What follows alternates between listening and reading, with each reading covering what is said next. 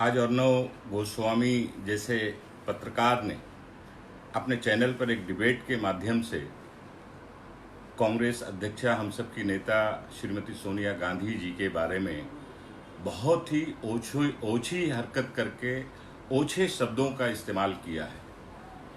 मैं अर्णव गोस्वामी के वक्तव्य की कड़ी शब्दों में निंदा करता हूं। सोनिया जी का इतिहास इस देश के बच्चे बच्चे को पता है।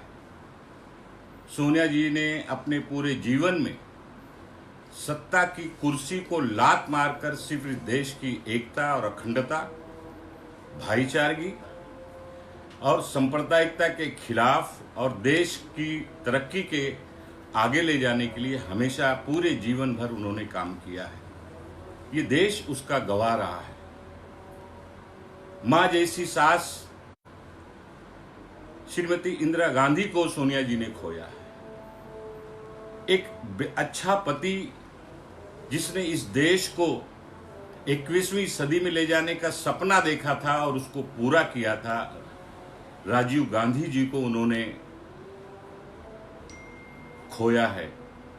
ऐसी नेता के खिलाफ जिस तरह से पालघर की घटना से जोड़कर अर्णव गोस्वामी ने बहुत ही नीचे शब्दों का उपयोग करके उनका मजाक उड़ाया है, उनको भद्दी गालियां देने का काम किया है, उसको सभी ने उसका निषेध किया है और सारे लोग निषेध कर रहे हैं। देश में लॉकडाउन है, कोरोना जैसी भयानक महामारी जैसी बीमारी से पूरा देश आज एकजुट होकर लड़ रहा है।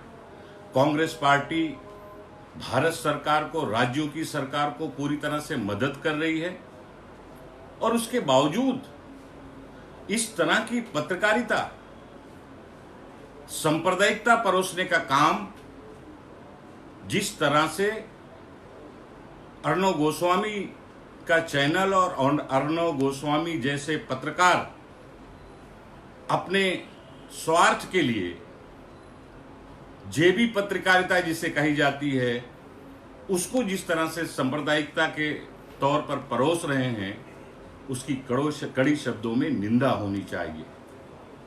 अर्णव गोस्वामी जी, आप तालियां बजा बजा कर क्या बताना चाहते हैं? आप अपना इतिहास देखें पहले। आपने क्या किया है इस देश में? आपके चैनल ने, आपने, आपके साथियों ने सिर्फ और सिर्फ इस देश में सांप्रदायिकता को बढ़ावा देने का काम किया है।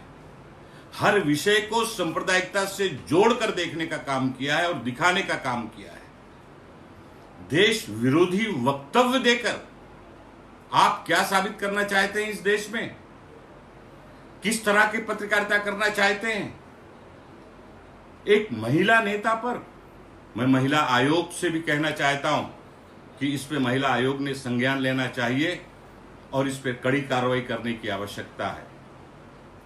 मैं भारत सरकार की जो इंफॉर्मेशन ब्रॉडकास्टिंग डिपार्टमेंट है, मैं उससे भी कहना चाहता हूं कि उन्होंने भी इस पर पूरी तरह से संज्ञान लेना चाहिए और ऐसे पत्रकार पर और ऐसे चैनल पर कड़ी कार्रवाई करनी चाहिए।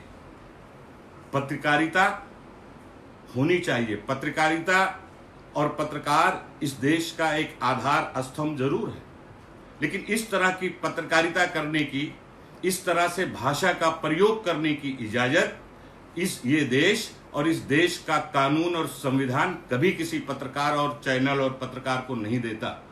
जिस तरह से अर्णव गोस्वामी इस देश में ऐसे वक्त पर, जब इस देश को एक रखने की जरूरत है, एक दूसरे को मदद करने की जरूरत है, ऐसे समय पर जिस तरह की एक पालघर की घटना को लेकर, जबकि उस घटना को हम सब ने कड़े शब्दों में निंदा की है।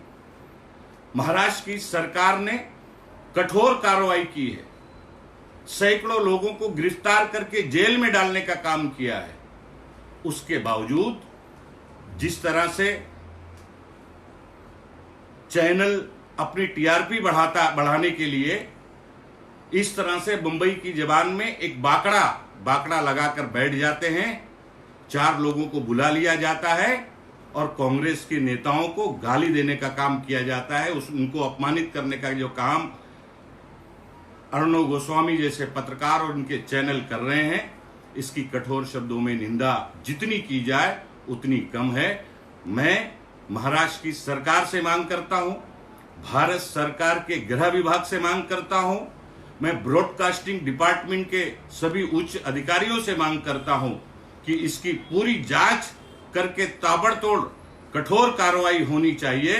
नहीं तो ये सांप्रदायिकता परोसने वाले चैनल और पत्रकार इस देश को पूरी तरह से बिखेर देंगे, इस देश के ताना बाना को तार तार कर देंगे।